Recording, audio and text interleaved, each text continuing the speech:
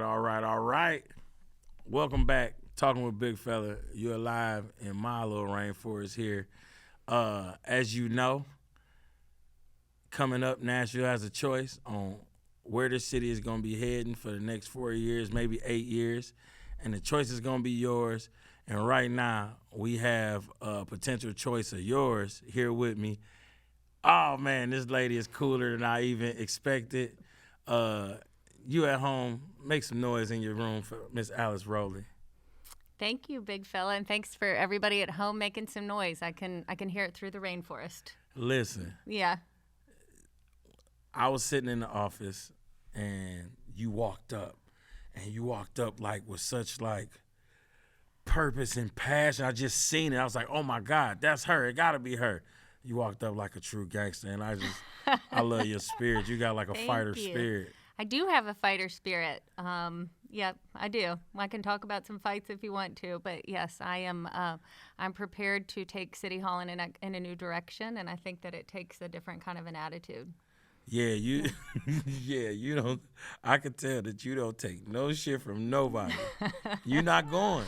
No, that's right. Yeah, no, I think I told you I was born here in Nashville at Baptist Hospital, and later in life, you see the pictures of growing up and when you're baptized, and it looked pretty and nice, but in reality, a couple of years ago, I was going through my church records, and I actually was baptized a day after I was born. That is how worried they were that I wasn't going to make it, and I spent the first 10 days in the Vanderbilt NICU, and I say I've been fighting ever since. So I've come by it 44 years later, try to pick good fights. We can talk about what some of those are, but right now I think it is about fighting for the future of our city. I think it is about bringing a different kind of approach to how we get things done with the state. I think it's a little bit less about picking unnecessary fights, things that I think citizens have seen have gotten us in trouble. Yeah. And it's starting to figure out what are things we've really got to get done and how do we get busy doing it. Yeah. Okay. So you are from Nashville. Yep. You got any brothers or sisters? I got 2 sisters. Yeah. Where are you at? I'm the middle.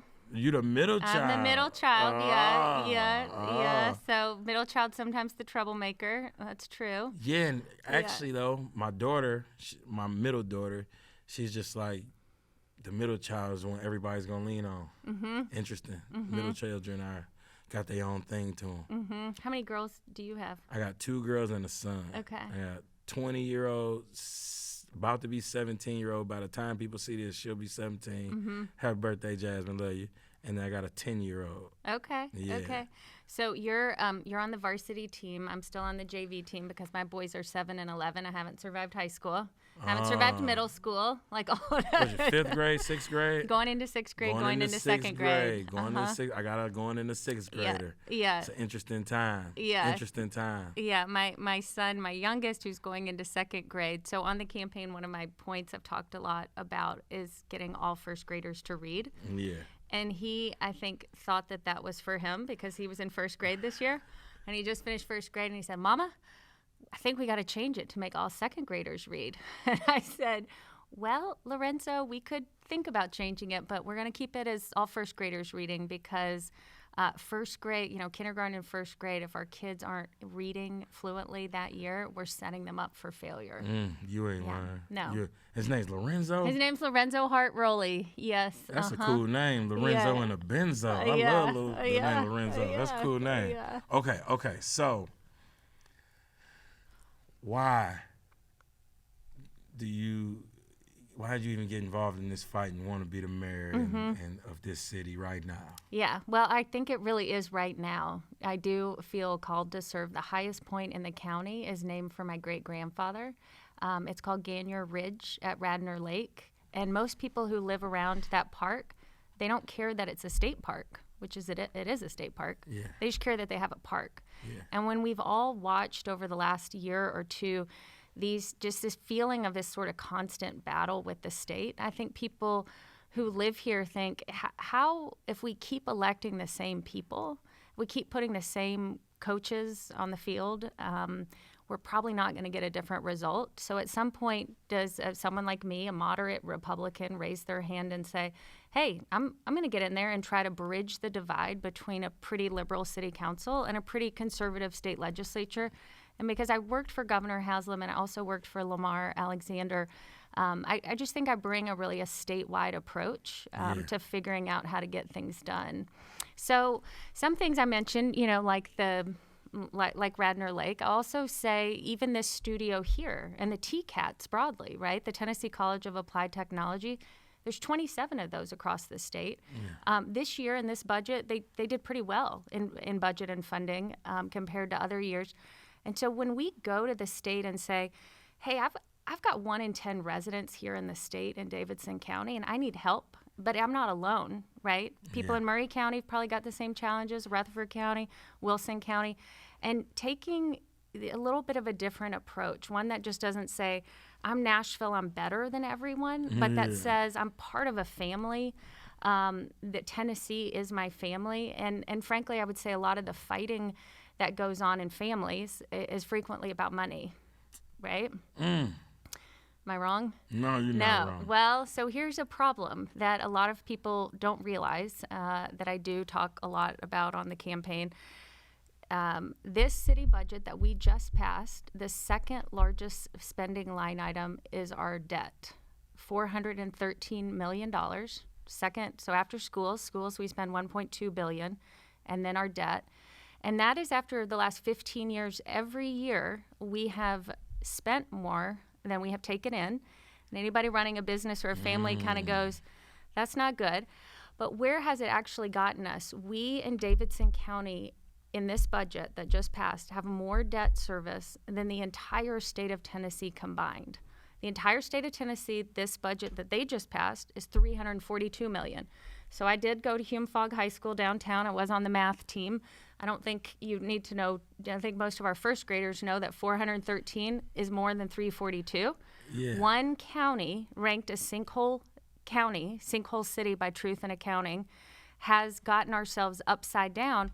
And I would say part of our family, the state, it gets concerned, worried. We don't talk about it in a productive way. We start calling each other names. But really at the heart of it is a finance issue. That's what I was wondering. Like, is some of this beef part of that? It's like if the debt of one city is more than the rest of the state, you got to be looking at it kind of like, because ultimately the state, is responsible. And I think that there's a sense that we have some of our priorities misaligned, right? When we spend more time worrying about what color to make the bridge than are the holes and the potholes on the bridge filled, I think people kind of look at us as like, what are y'all doing? Our kids are not reading, our streets are not safe, and our potholes are not filled.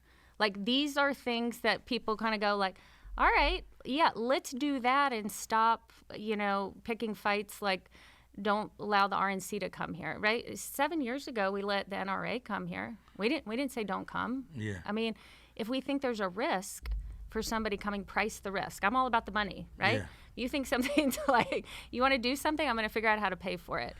Yeah. No, interestingly, we had a NECAT board member being put on the board, and you got to go to the city council. Mm-hmm. And that day, I forgot the guy's name, but he was coming up talking about the convention, the Republican National Convention. And it kind of got pushed off. And I could just see he was frustrated and such and such. When I left, I was just like, if this is a big event town, right? Yeah. If it's a big event town, you can't pick who gets to have events or not. Yep. Because once you get into that, if they can't have an event, then I can't have an event. That's right. You know what I'm saying? That 100%. Especially if it's if they go through all the things you got to go through, and you just can't get into that if you standing up on the fact it's a big event town. This is what we pushing. You got to be true to it. Because once you get outside of that, it's danger zone. Yeah. And that right after that was when all the beef that everybody could see start happening. Yep. I'm like, the absolute worst person in America to discriminate against is like old white rural Republican dudes in Tennessee. That's the great discriminator. Like, you discriminate against them, they don't know how to deal with that. They do the discrimination. That's That's a very valid point. And now yeah, we somebody feeling who the is wrath not. of it. Yeah, somebody who's not. You're right. You are much more accustomed to discrimination and For sure. And they gonna show you that don't discriminate against me. You know, so Nashville dealing with that right now. One of my questions too. Okay. So when I was in Detroit, I went back to Detroit about 2013. Kind of be part of the revitalization. Detroit just had terrible PR, right? They weren't telling their own story. It was like the story that the nation told of Detroit. Detroit bought it and believed it and was just living in it. And I was just like, it was so much cool stuff happening at the time. It's like, if you all you gotta do is tell the cool stuff. Yep. And you can start pushing another thing. And they had this 50-year plan, a 50-year framework. It wasn't a plan, framework. That it was the most beautiful civic document I ever seen. It had everything outlined. All the stakeholders was part of putting it together. The businesses, the communities, the organizations. And in this book, it had a space. It had spaces in it. I guess because Detroit has historically been a black city, at least the last 70, 80 years or whatever, that it had to be thriving black communities in Detroit. Even as it's still happening, just they're building up downtown first. I guess that's something happening everywhere. You build up downtown, get to the neighborhoods. But in this plan, it had neighborhoods where you had to have just thriving black communities. And I came back to Nashville and I'm looking and I'm like, okay, I understand in Detroit because it was historically black, but does Nashville have to have thriving black communities? And if so, that's got to be wrote down somewhere. Because if it's not in a plan, AJ Capital or whoever is going to buy the potential thriving neighborhoods and it won't be. Yeah. Does Nashville have to have successful black or any like black communities, but I want to say thriving black communities? And if so, how do you ensure that? Yeah. Well, Motown and Music City. I like it, right? That's what we're talking. I think actually Detroit has a lot of cautionary tales for our city too, that I would love to think through. So first, does Nashville have to have thriving black communities? Absolutely. Has Nashville for generations overlooked aspects of the black community? Absolutely. You and I were visiting about me being a fighter when for probably 60 years, our city overlooked Fort Negley. And Fort Negley is our city's Ellis Island. It is literally the place where enslaved people transitioned from enslaved to free people. But it is. I've never heard it put like that. It is. Yeah, That's real. It is. When you read the accounts of history of that time, escaped enslaved people would follow the Cumberland River. They would see the fires burning on the hill of Fort Negley, and that was freedom. That was our Statue of Liberty. That was Ellis Island. And when we see the proliferation of black communities in Nashville, those warriors they didn't go back to their plantations because slavery was over. They stayed. And those are a lot of our historic black Nashville neighborhoods. All the way. In these under the Berry Wilshire budget and under the Briley Wilshire budget, two historic, really important places for the black community were both effectively put up for sale, right? The first was putting 27 buildings on Fort Negley, and we had to start a petition. It's still on change.org. I started it. It was called Citizens for the Future of Fort Negley. It was taking on a popular mayor. But fundamentally, why did that happen? It happened because we had driven our city into debt, and we were selling assets out the side door. Now, they will tell you, Alice, that's not right. We weren't selling it. It was a 99-year lease. Yeah. You were selling it. Yeah. Okay. Great. You say what you're going to say, and I'm going to say you're selling it because everybody knows you're selling. Yeah. And then two, the William Edmondson home site. So the first African-American self-taught janitor lived in Edgehill, the neighborhood that I live in. Limestone carving, first solo show at the MoMA for any African-American. And that was also put into the next year's budget, $14 million. They're going to sell it to developers. So to say, do we have to actually fight for, and frankly, I operate frequently in the place of saying, I start with thinking I want to inspire people. Yeah. And there's so much in Nashville to inspire, right? You've got the Fisk Jubilee Singers, you've got Mayoral Medical College, you've got dozens of HBCUs and colleges here that are uplifting and are a beacon, right, for the Black community. That's real.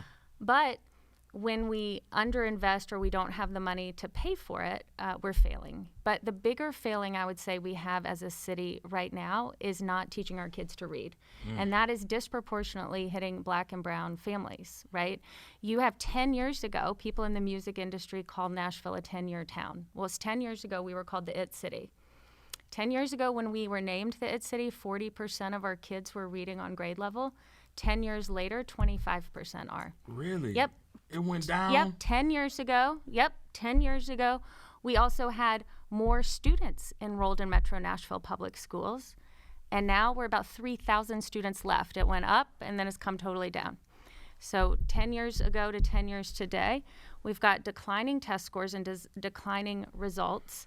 And I think that we have this attitude of, it's not our fault, somebody else will solve it, it's your fault, it's somebody else's fault, instead of taking an attitude of accountability that I think we see at a lot of schools in the city. I love actually to talk about at Warner Arts Magnet. Warner. Do you know Warner and Ricky Gibbs? Oh my God. Okay. I was at Warner. My daughter, oldest daughter, she went to Warner when it was like Lean on Me. Okay. Them couple years when Yes. it went between principals, Yeah. when it was terrible. Yeah. I was in there. I was Yeah. substitute teaching in there at that Oh, time. you did? Okay. Oh Yeah. it was Yeah. nuts to see what Yeah. they've done. Yes.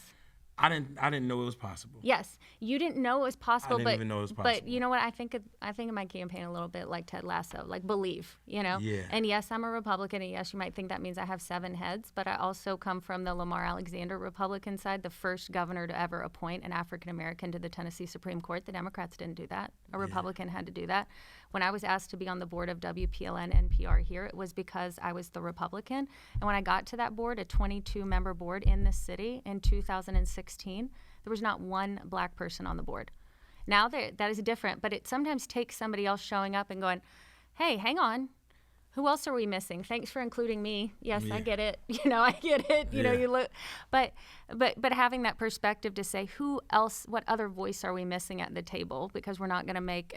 And also, I think having the courage to kind of look around and go, if y'all just keep talking about this the same way, and nobody actually confronts the reality that the biggest civil rights issue in this city's time right now is not teaching our children to read. In real life. Real life. And so what Ricky Gibbs did, and when I talk about we can become Miami-Dade, and I know some people say, Alice, we don't want to become Miami-Dade, but walk down this road with me. Ricky Gibbs took Warner Elementary from priority, bottom 5% in the state. The worst. Yeah, and let's just point out to listeners that we have right now 19 schools in our city that are in the bottom 5% of the state. 11 of them have been there since 2015. Ricky's school, not on there anymore. But what did he do? He's from Liberty City. He's got an attitude of we are going to get this done. Mm-hmm. He brought parents back in. He brought families back. He got kids reading. He got the test scores up, right?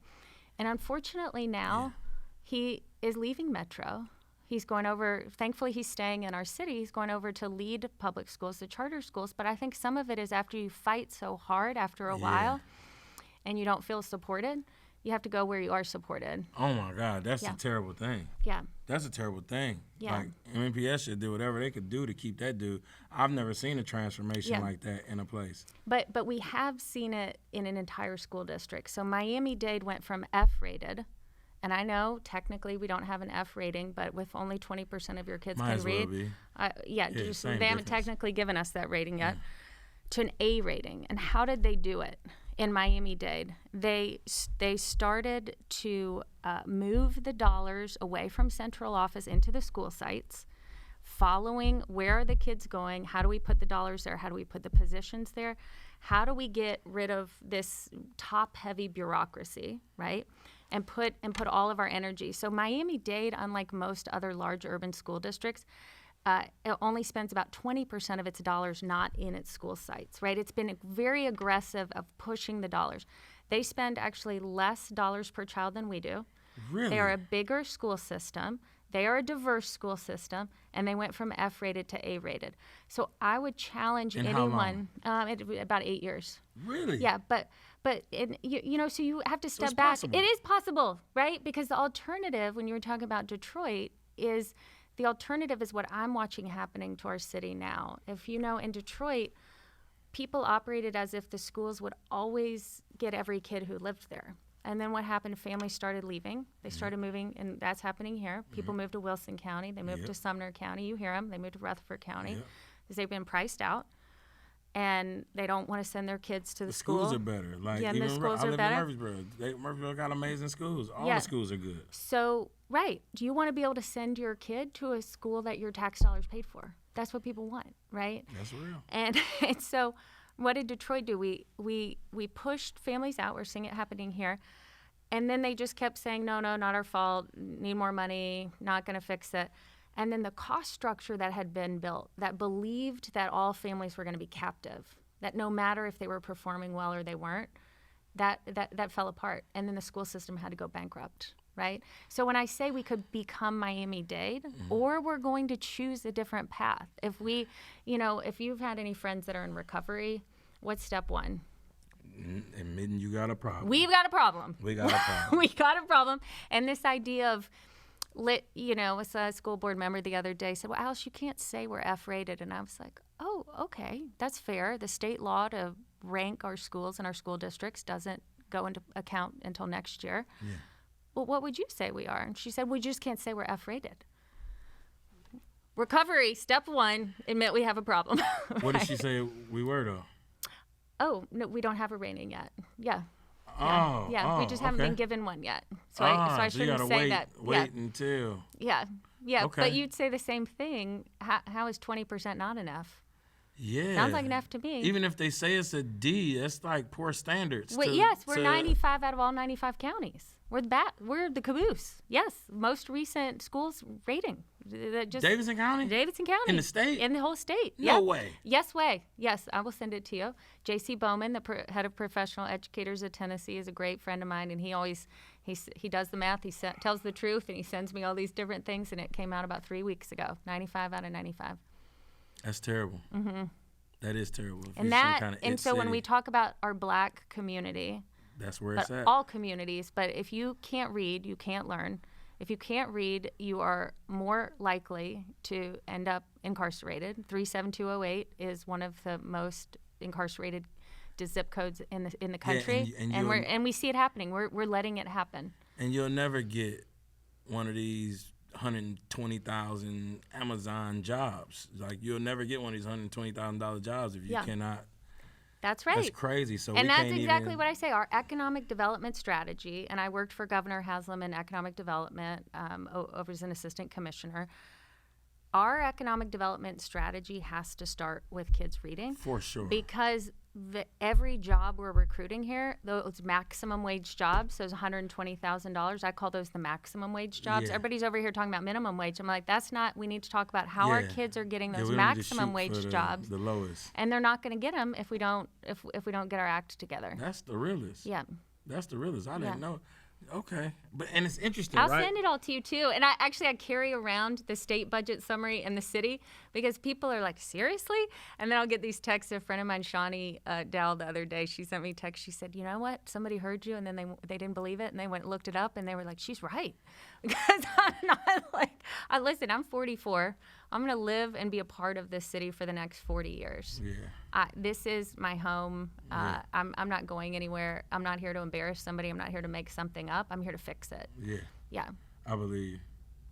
Yeah, you're pretty gangster. That was interesting.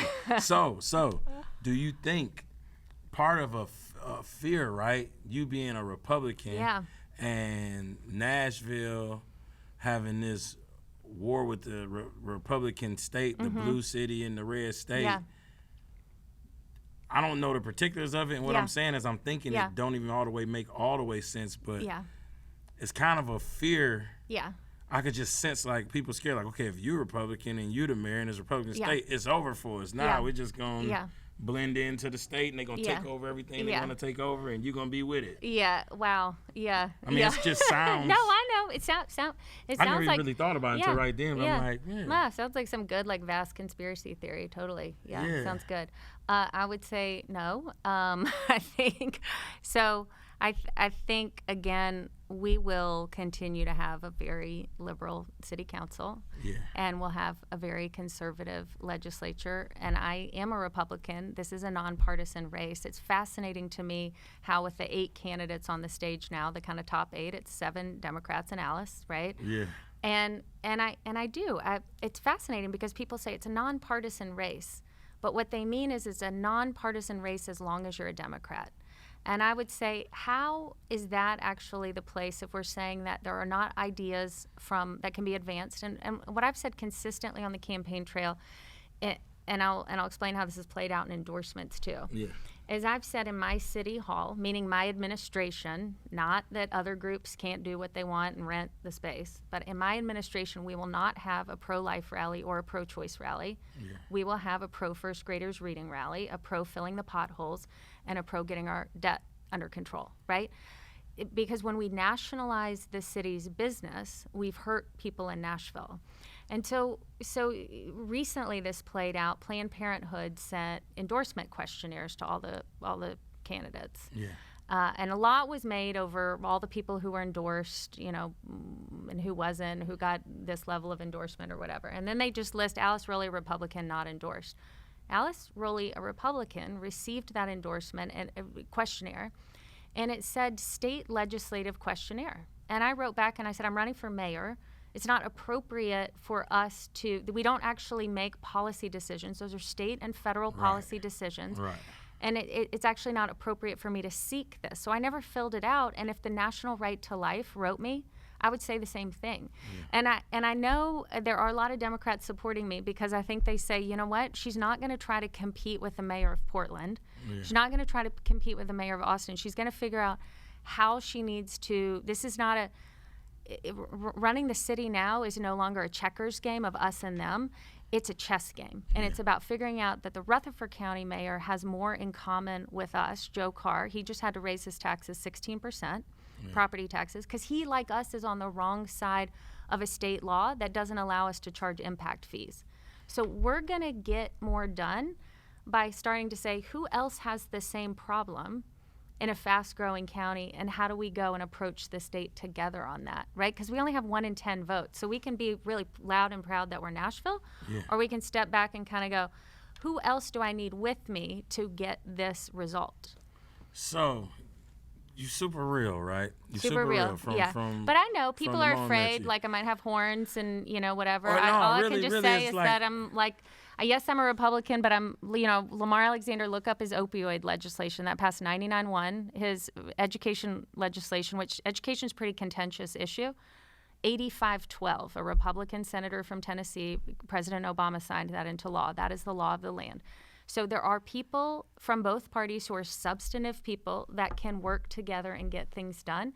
And we can't operate as if this truly is a nonpartisan race. Then how come you believe it means nonpartisan as long as you're a Democrat? I'm not bringing the party politics into City Hall. I'm saying we're leaving all of that out. Yeah. So, and I think people can hold me accountable in a way that they can't actually hold a Democrat accountable, right? No, they really can't. Real. Yeah, because there's this has been pretty cool. Like, I knew when you walked in, you had just a fighter spirit on you. Like, I could see it, I could feel it. We got a couple seconds left. Yeah. Where can people go get more information when they're going to make this choice in a month? They can go to alicerolli.com, or on social media they can do @voteAliceRolli. All right. We've been talking to Alice. Keep rolling. You've been talking with Big Fella. We out. Peace.